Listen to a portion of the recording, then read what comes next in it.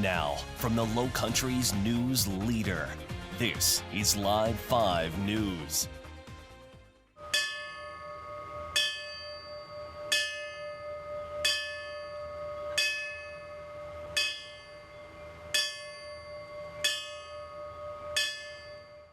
"12 years ago today, 9 firefighters bravely battled a fire at a furniture store west of the Ashley when they got trapped inside and lost their lives. Tonight we're honoring the lives of Earl Drayton, Michael French, Melvin Champagne, Louis Mulkey, Brad Beatty, Billy Hutchinson, Mike Benke, Mark Kelsey, and Brandon Thompson. Our Paola Tristan Arruda is live at the Charleston 9 Memorial Park, the site of that very fire, where the fire department tonight held a remembrance ceremony for those firefighters. Paola, a very emotional day for everyone there. Yeah, well, it's a day many of us will never forget. Ever since the fire, the Charleston Fire Department has made some changes to prevent things like this from happening again, but it feels just as real today as it did 12 years ago.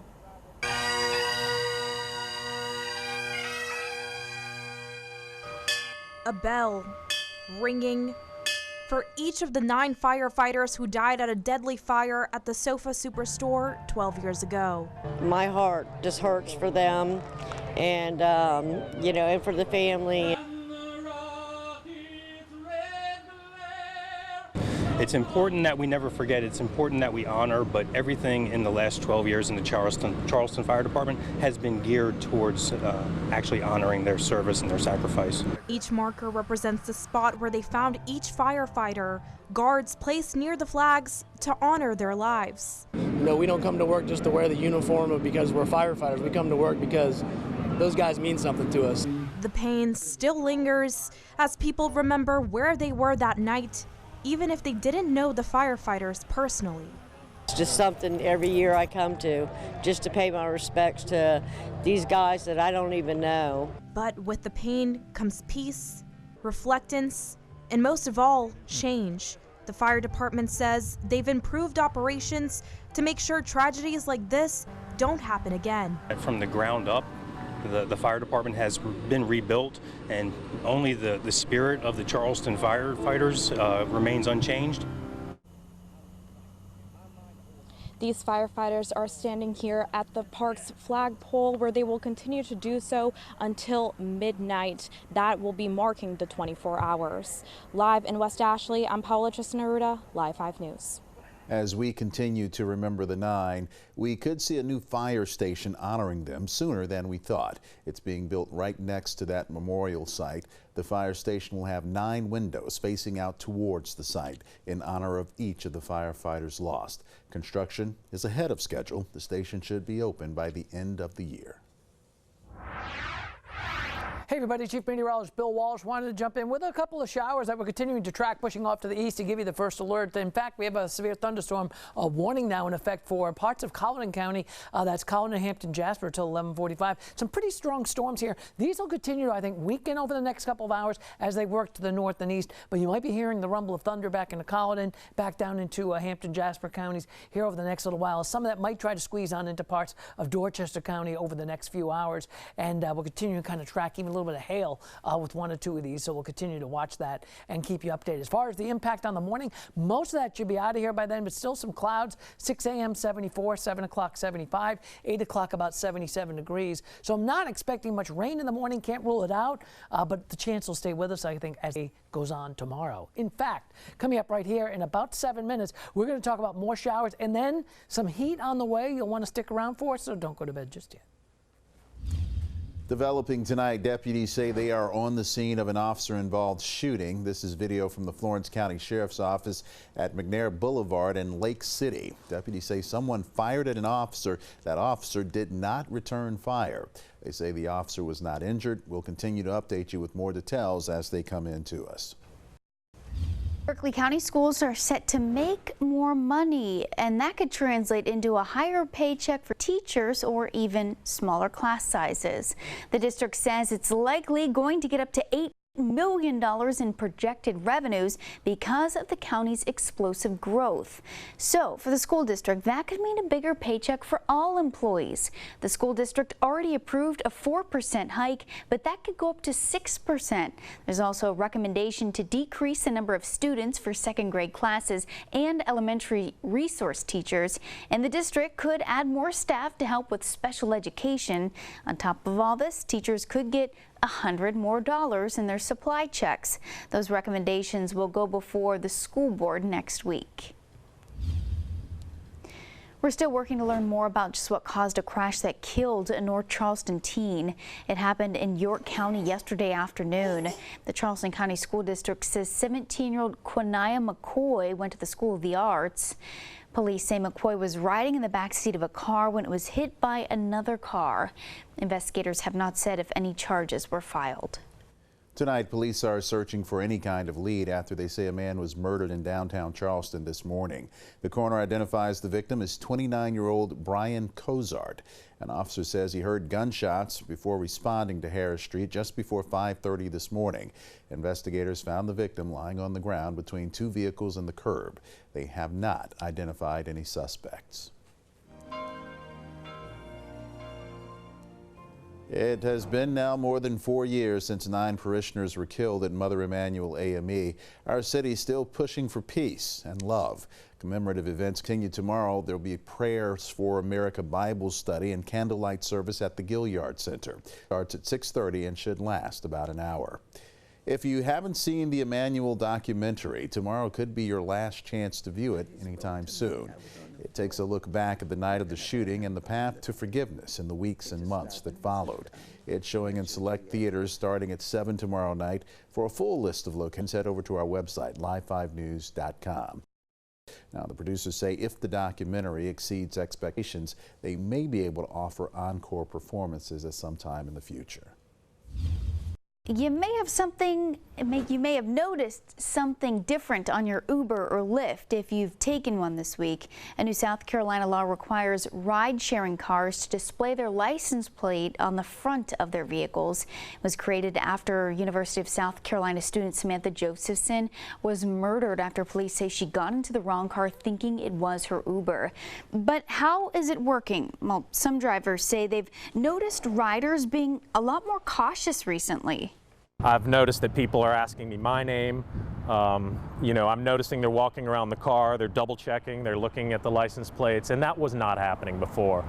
Last week, lawmakers in Washington, D.C. introduced a bill called Sammy's Law in the House of Representatives that would require rideshare drivers across the country to have illuminated signs. A woman accused of covering up her husband's death is out of jail on breaking testimony from the man's daughters who found his body under a beach home porch.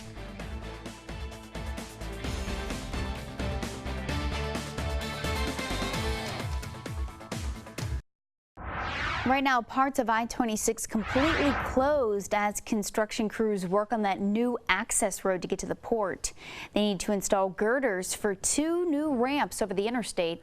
The westbound side is closed between Mount Pleasant Street and Cosgrove Avenue. The eastbound side closed between Cosgrove and Cypress Street. Tonight and tomorrow night, they are the last nights for these closures. They start between 9:30 and 10:30 and reopen by 5 in the morning. Do you live or work on Daniel Island? You should expect some delays near a new roundabout that's under construction. It's at the intersection of Daniel Island Drive and 7 Farms Drive. Berkeley County officials say crews will be out pouring, stamping, and staining concrete, something they have to do during the day. They say that work will start at 8:30 and should be wrapped up by 2:30 in the afternoon. A typical summertime afternoon meant an unlikely discovery for a group of boys out exploring. The secret message they found that's 3 decades old. A woman facing charges tonight connected with the death of her husband. According to warrants, 74-year-old Irene Clodfelter on the left found her husband, 85-year-old Hubert Clodfelter, dead under their beach home last month. Those warrants say she thought her son was responsible for killing her husband, so she tried to cover it up, wrapping the victim's body in plastic and tape and leaving it under the porch. Today, Hubert Clodfelter's daughter spoke at a bond hearing. One said she hadn't seen or heard from him in 2 years. The other daughter says when she visited the beach home on Friday, she made a gruesome discovery. I called several times a week, spoke to Irene on multiple occasions, asked to visit every several months, and at times begged her, I begged her, please have Dad call us, just have Dad call us.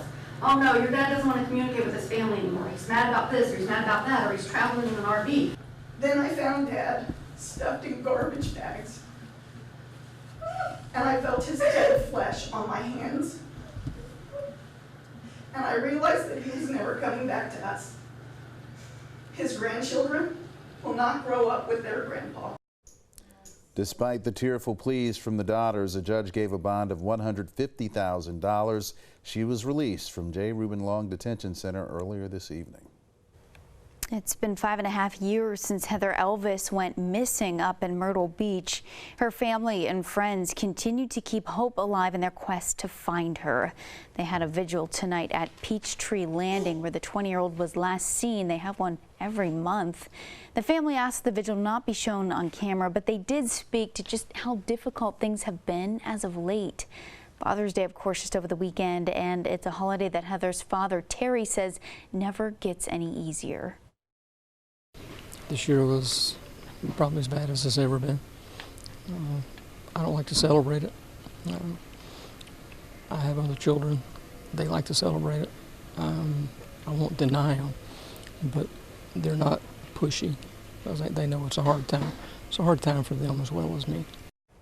Heather's birthday is coming up later this month. Her family is planning a fundraiser, collecting rocks to build a garden at Peachtree Landing after it was damaged in Hurricane Florence. President Trump has officially launched his bid for a second term. Tonight, he was surrounded by a massive crowd in Orlando, Florida. He's facing a massive field of Democratic challengers prepared for their first debates next week. One other Republican is running right now, former Massachusetts Governor Bill Weld. Now, your first alert forecast from Live 5 News. Hey everybody, thanks so much for staying up late with us right here. Back to you guys.